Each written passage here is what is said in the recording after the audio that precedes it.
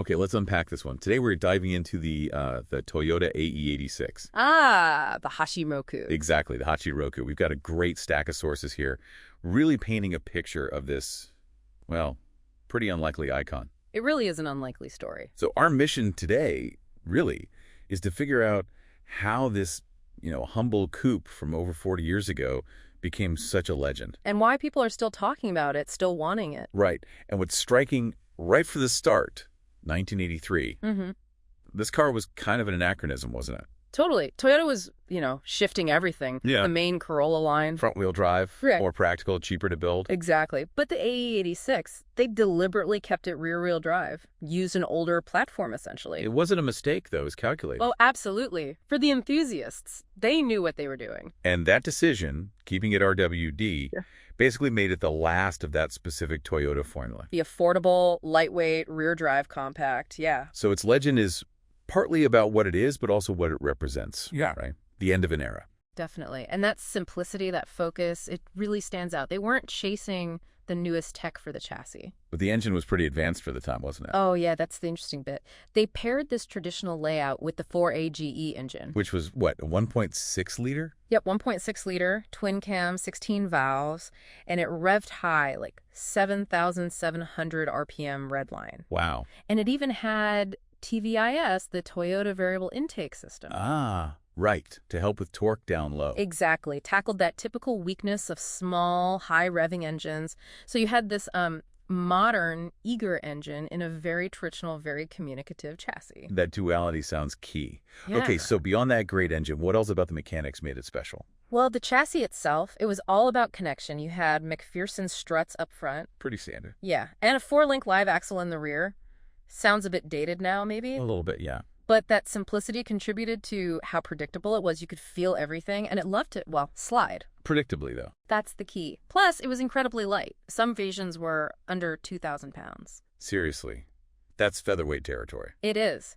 And nearly perfect 50-50 weight distribution. Made it super agile. And things like unassisted steering. Yep, direct feedback. And you could get an optional limited slip diff on the higher trims. So proper driver's car stuff. Absolutely. Pure mechanical feel. Okay, so this wasn't just one single car model then. The sources mentioned different types. No, not at all. There was a variety. You had the Corolla Levin with the fixed headlights. Sleek looking. And then the Sprinter Trueno, the iconic one with the pop-up headlights. The one everyone pictures, probably. Probably, yeah. And both came as either a coupe or a liftback. Okay. And then different trims, too. Some more luxurious, like the GT Apex. Others, like the GTV, were stripped down. Lighter, more for the purists. So it appealed to quite a broad range of enthusiasts. Definitely did. All over the world, too. Right. And then its path to becoming this legend. It seems like two huge things really pushed it over the edge. For sure. First, Kiichi Tsuchiya. The Drift King. The man himself. He basically learned his craft in an AE86 on the mountain passes, the Touge. And he brought that sideways style into actual racing. Wasn't there some underground video? Gillespie, yeah. Oh, It captured him driving on the Touge, and it just exploded. It really cemented the AE86 as the car for drifting's origin story. real world credibility right there. Absolutely. But if Tsuchiya provided the reality, Initial D provided the mythology. Ah, yes. The manga and anime. Huge deal. Massive. The story of Takumi Fujiwara, the tofu delivery kid in his dad's AE86, becoming this racing prodigy. Beating much more powerful cars. Exactly. It romanticized the whole Touge scene and just resonated everywhere, especially with younger fans. Made the AE86 seem like this giant killer. And that cultural wave created something. The Takumi tax. Oh, yeah. The Takumi tax is very real. Before Initial D really blew up globally, these were, affordable fun cars. You could pick one up cheap. Like how cheap? Sometimes like $1,500, maybe a few thousand for a decent one. Oh. But then the show hits peak popularity, and suddenly everyone wants Takumi's car. Not just an A86, but that AE86 fantasy. Demand just skyrockets. Supply stays the same or shrinks. Precisely.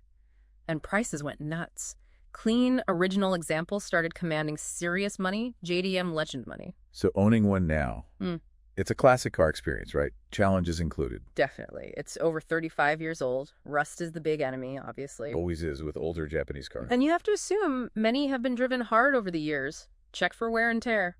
The 4AGE engine's tough if maintained, though. Parts availability. They're actually pretty good thanks to a huge aftermarket that keeps them on the road, but finding truly original, unmodified examples. Much harder.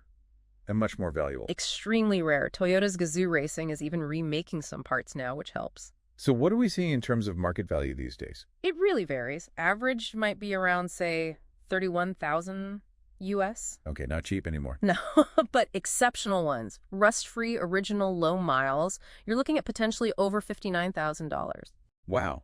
So condition, originality, model type are crucial. Absolutely. It's not an emerging classic now. It's pretty much blue chip in the JDM collector world. And likely to stay strong, you think? Given the cultural impact and how few great ones are left, yeah, I think so. And this whole story connects to today, doesn't it, with the GR86? It does, very directly. The modern Toyota 86, now the GR86, it's the spiritual successor. Built on the same ideas? Exactly the same core principles. Lightweight, affordable-ish, front engine, rear-wheel drive. Focus on balance and fun, not just horsepower numbers. Even the name, 86. Right, and the engine's bore and stroke is 86 by 86 millimeters.